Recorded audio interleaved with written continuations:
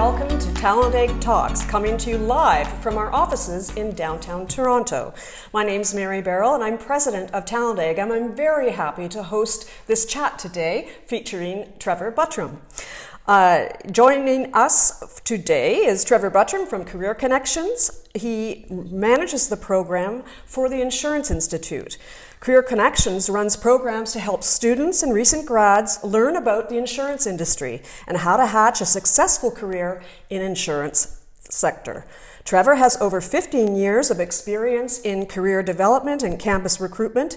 He was also a past winner of the TalentEgg Campus Recruiter of the Year Award.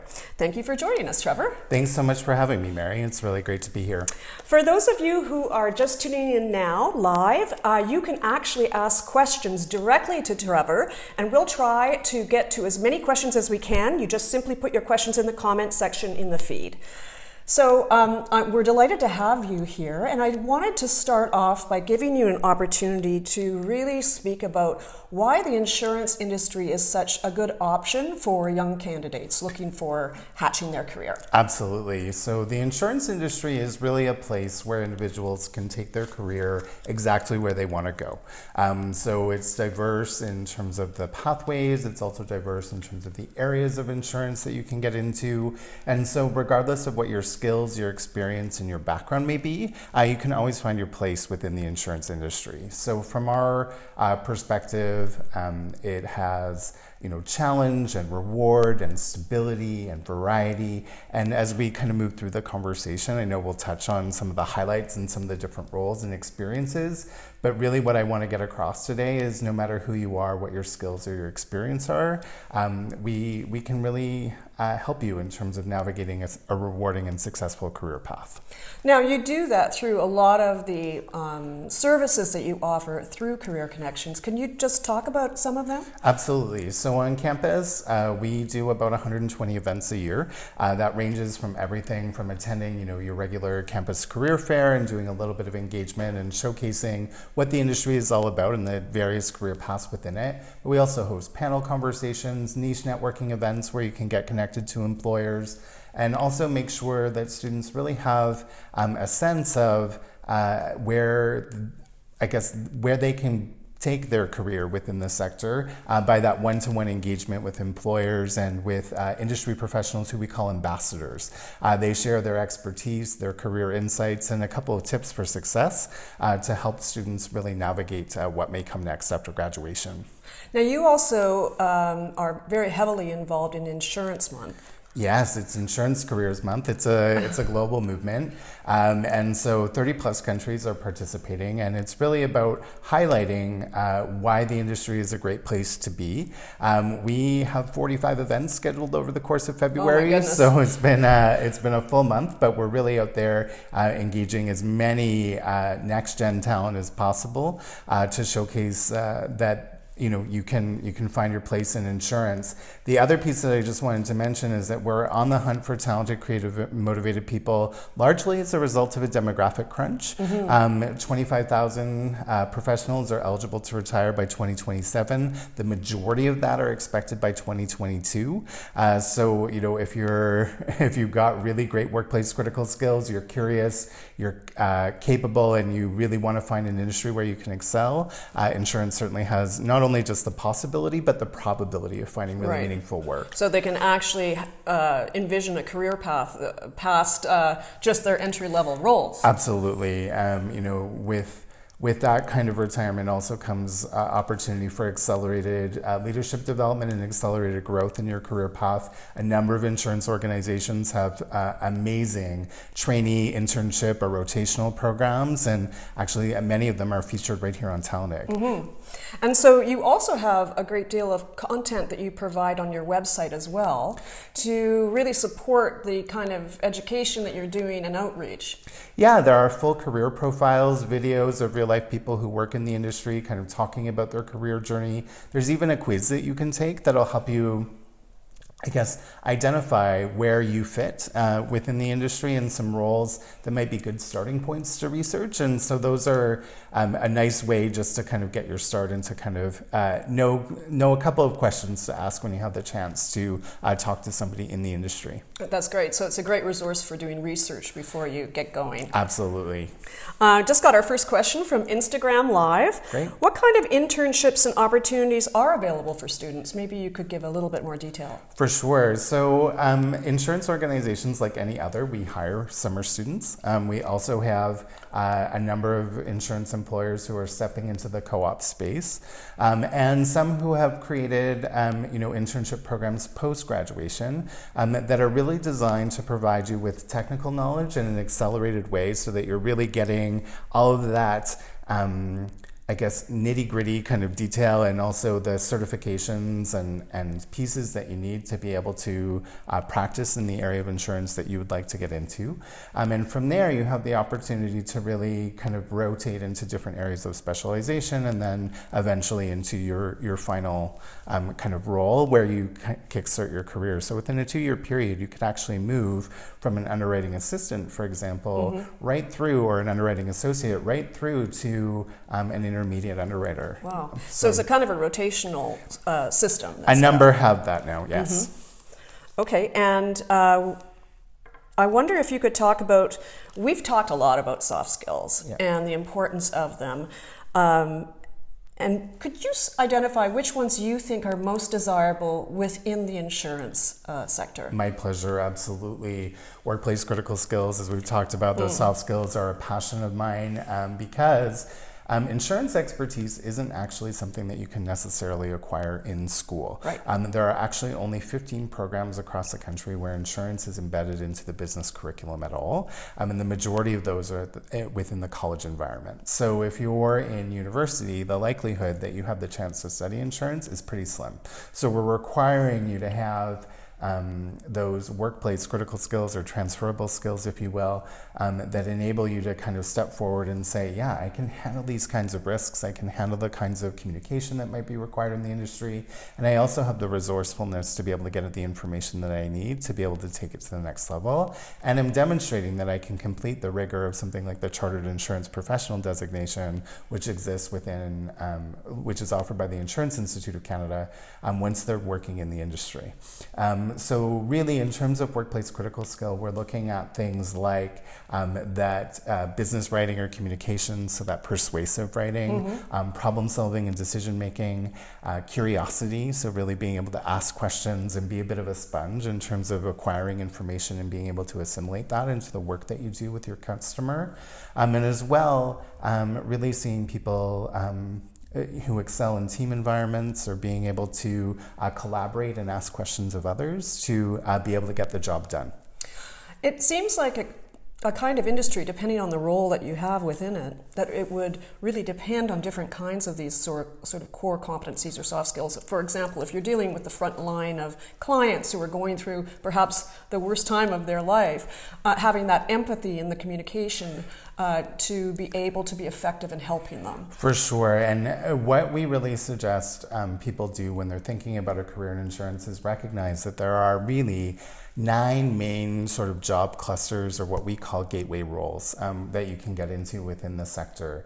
And so those are just operational. There's also things like HR, IT, accounting, all the support functions and all the things that you would find in virtually any office environment. But what is interesting about insurance is like the niche areas of specialization. So when we talk about those workplace critical skills, the ones that I shared are valuable to you in almost any role. But as you start to get into things like being a broker, you might need more sales and negotiation skills, for example, or strategy in terms of taking something really complex and making it accessible and meaningful to your client. In underwriting, it might be that analysis and being able to really decode whether or not it's a risk that your organization can take on. And be able to communicate it to other people. Absolutely. And as you alluded to in that claim space, it is about that empathy, that investigation, and that judgment that's really going to be required in terms of helping people navigate, as you said, the worst day of their life in most cases, right? In terms of, whether that's a fire or a flood or an issue in terms of their business continuity, we need to be there and deliver on that promise. And it takes a pretty special person to be able to help somebody navigate that. So we've also had another live question from Facebook this time. Is there any specific experience that would help me stand out, I presume as a candidate, a young candidate? I will say that anytime that you can get any exposure to risk or to insurance, that will help you stand out as a candidate for a full-time position. So if you can take a course, or if you can participate in maybe an experiential learning component, or if you have a co-op opportunity where you might be able to get into an insurance organization, I say take it. It's a great way to be able to build your skill set. Risk is all around us. Insurance is a part of everything we do in life and in business anyway. So having that understanding and having that capacity, not to mention in insurance organizations, when you take those opportunities, you get to do real work. You're brought into the team and really get your teeth into, being able to contribute to the organization's success. So those are great. The other, though, is to not discount anything else that you've done.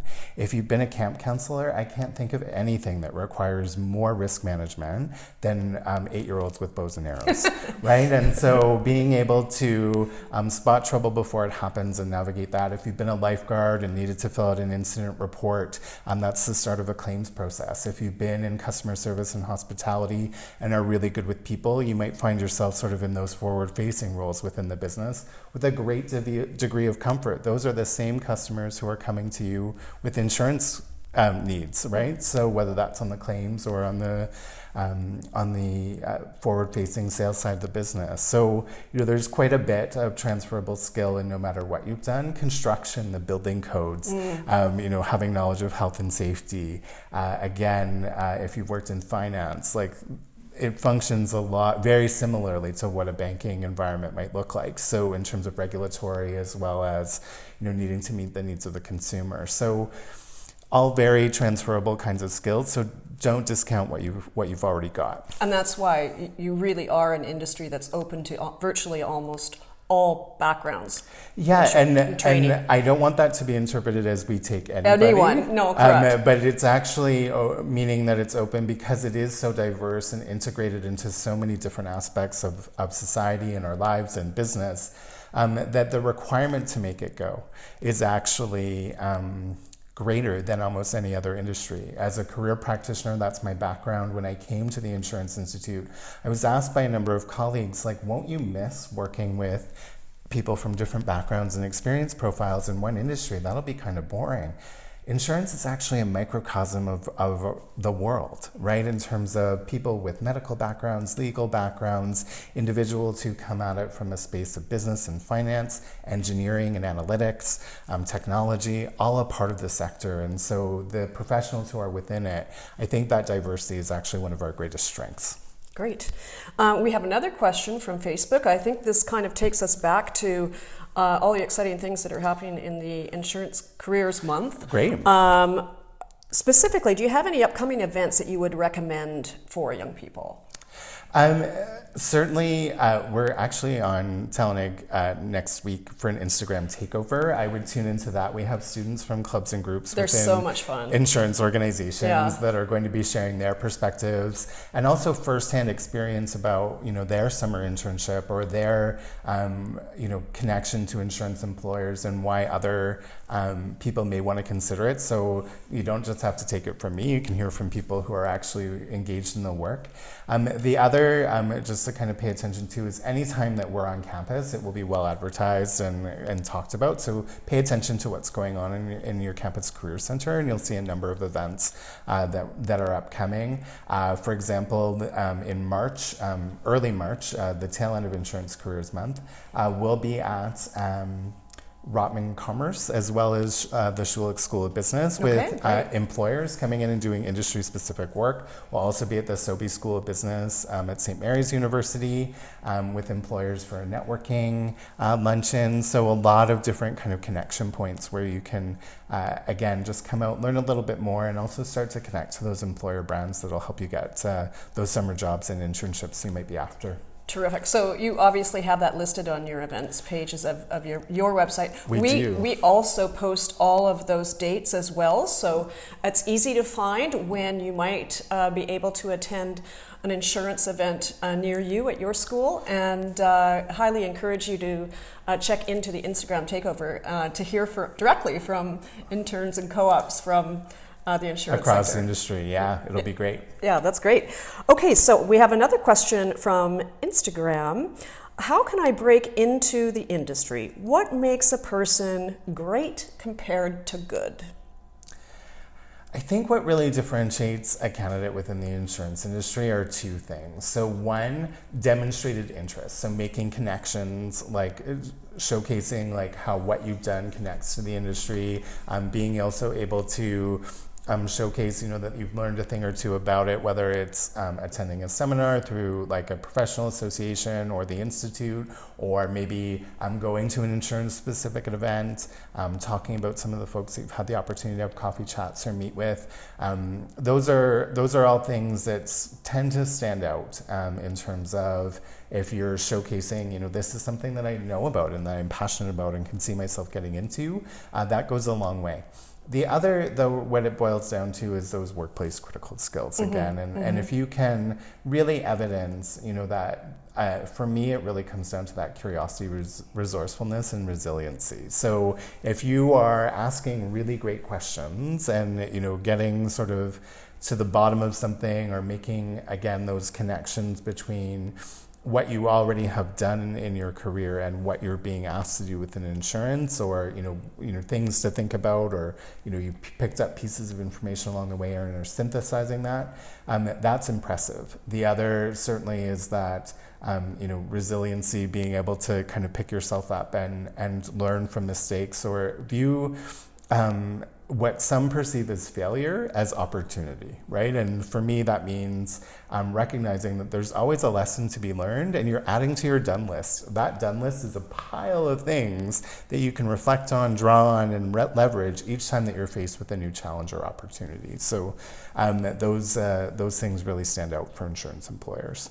So also, I guess, in the actual application process, having an idea of how you can demonstrate those skills in your history with examples, for example. Yeah, absolutely. And having, conversations with career practitioners, like career educators within your post-secondary environment, talking to trusted friends, previous bosses, getting kind of to the heart of examples of when you've been able to demonstrate something, and getting good at talking about those things. Often we feel like that we're bragging or boasting. There is a fine line between knowing you're competent and shameless self-promotion, but at the same time, when you're getting out there and networking with employers, they don't know. So you really do need to show and tell. And that it's really in the showing and the demonstrating that you'll end up experiencing a great deal of success.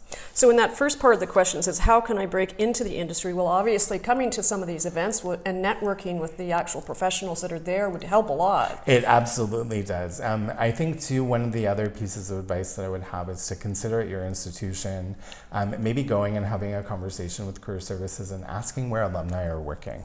And maybe reaching out on LinkedIn and having a few conversations that way. Certainly doing a little bit of informational interviewing, being a part of events, as you mentioned, getting out and networking. For example, there's the Young Insurance Professionals of Toronto here in the GTA. There's also one now in BC as well as in Ottawa, where you can kind of get connected and experience and talk to others who are working in the industry. Other trade associations, there are associations for women in insurance, brokers associations, claims associations. They likely have conferences or special events, and although yes, there may be a cost associated with those, think about whether or not it's worth the investment for you. The other option, though, is to reach out and see if you can volunteer at those events. Trade your skills for, an hour of coat check equals an hour of networking time, right? And so if you have that chance, it's a great way to go.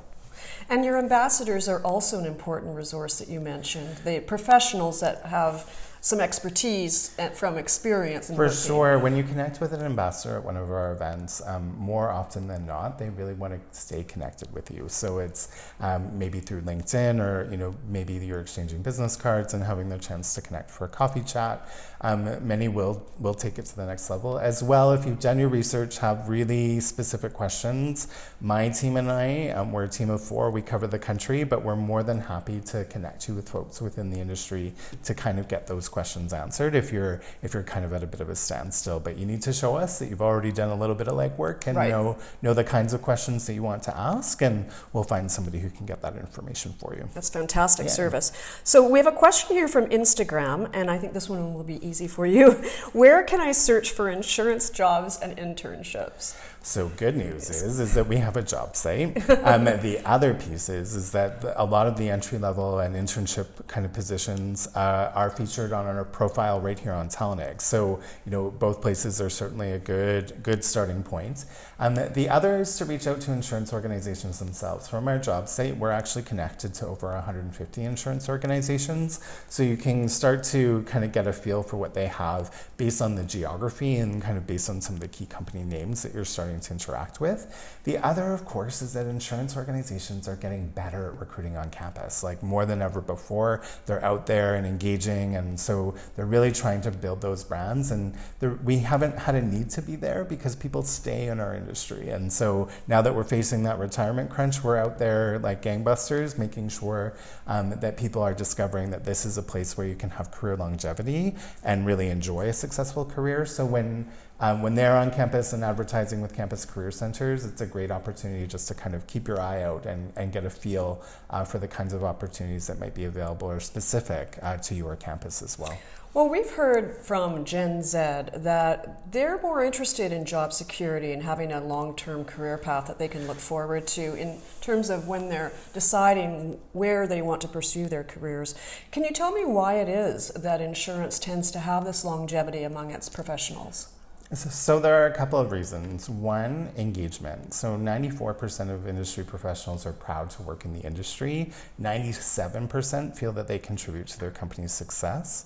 77% feel that their company inspires them to do their very best work. So those numbers, when you look at the rest of the labor market in Canada, tend to hover more around the 50 to 60% range in the really good cases. So this is actually pretty great industry-wide to have those kinds of numbers. The other that I think is because we're stable. The industry is embedded, into almost every business function, almost every life function. The other is that we have a 500-year history. So we've demonstrated that as society evolves and changes, and moving from horse and buggy to automobile, for example, and now moving to autonomous vehicle, that we have evolved and shifted to meet the needs of consumers, and we're consistently changing and evolving, and we're far more relevant than we've ever been, and we've always been. So it's like, if you think about it now, any game changer you can name, insurance is a part of. So whether it's climactic change, whether it's cybersecurity, whether it's getting at the heart of issues maybe around things like legalizing cannabis, insurance needed to figure that out at the same time as businesses were working it out, and with the pace of change, needed to be at the forefront of that and ahead of the curve. So I think that also is something that contributes to the longevity, because there's always something new to do. There's a new challenge, new reward, new area of specialization that you can kind of get into. And I think that that's one of the main things that keeps people here. And in terms of demographics, you have a considerable number of women that are in the insurance industry. Is that not true? Yeah, 62% of the industry are women, 36% in the C-suite. A leader in the financial services sector without a federal mandate to be there. And we are committed to continuing to have representation, not just in gender diversity, but recognize that diverse teams tend to perform better. And so if you're able to be your authentic self and to be who you are and coming to work, and recognizing that different generations, different cultural backgrounds, different perspectives and ideas from education or life experience all come into play in terms of that diversity, and we're really trying to make sure that we're representative of that in our workforce. I think it's so fascinating when you talked about those new areas that insurance is becoming part of. as a consequence of where our society is changing so quickly and the new developments in technology and businesses. It's really, rather than perhaps a historical perspective, that it was kind of a stable, perhaps traditional industry, it's actually very forward-looking. Yes. And technologically advanced as well. And getting there. Right. We've needed to evolve our technology again, as soon as we moved to smartphones and people wanting 24-hour service and those kinds of things, industry has been needing to adapt, and we're experiencing a technological kind of, renaissance, if you will, in terms of making sure that we're keeping pace, but also getting ahead of curve where we can. So like using drone technology, different portals, in terms of distribution or in terms of being able to file a claim. As well, the other, kind of piece of that from a, dynamic and changing and never boring is as all of those outside disruptors and influencers come into play, so does our workforce kind of evolve and change and the areas of specialization. So again, really being able to see evolution in terms of roles, data scientists, business analytics, individuals who are coming in with technology or dev backgrounds, getting into really all areas of the sector. And I think that's exciting to see the integration of technology into the face-to-face. It's actually going to be that tech and data-driven decision-making as well as customer service that are the differentiators for insurance organizations going forward. And that came out in a report, the Changing Workforce report that the Insurance Institute put out. So we were able to really kind of see, how it's still remaining a people-driven business, even as technology is infused. It's really fascinating. Yeah. So we have a couple more questions that have come in. Great. From Facebook, there's a question: is there a cost associated with using your site or resources? The good news is that we're completely free. And so we've always been, the industry supports us as subscribers to the program, and as well making sure that we're out there and able to be that gateway to insurance. So there's no cost to you. Likewise, all of your information for Career Connections is also provided free to the candidates and students and grads across Canada for free as well on TalentEgg as well. Great. So we're very proud to be part of that outreach that you do. There's some questions that were submitted earlier about, for example, could you describe a career path in insurance that could demonstrate exposure to different areas of the sector? Sure. So for example, I'll give an example of more of the squiggly line that can happen within insurance. You might choose to enter because you saw a really fantastic underwriting opportunity at an organization. You grow your specialization. You have an opportunity to kind of learn a little bit more, let's say, about cyber insurance. You then have the opportunity to become a cyber underwriter and are really getting into that piece. Maybe then you build that experience and expertise to move into more of a system solutions kind of role, where you're helping build, the next sort of claims portal or the next sort of underwriter broker kind of communication channel, in terms of putting that cyber coverage into place. You might move into a business development role where you're out there educating the broker and agent community about all the products and services that the insurance organization has available, particularly maybe that one that you specialize in, and building the pipeline for risk to be evaluated in terms of whether it's something they can take on. You could move into people management. You could move into even more senior sort of subject matter expert roles. So really the possibilities are kind of endless. So really built on where you're at and what your motivation is in terms of your career, and also just considering that work-life integration. So at various points in career, you may choose that you really want that 9-to-5 stable day-to-day kind of work, and other times you might want to be on the claim side and traveling, responding to catastrophic claims. For example, adjusters went to Australia. So, being able to deal with those situations and to be able to be boots on ground and helping people when they need it the most. So. Well, that career path sort of outline that you gave us is a wonderful way to wrap things up. We're basically almost out of time. Is there anything else that you wanted to provide as final final thoughts, Trevor?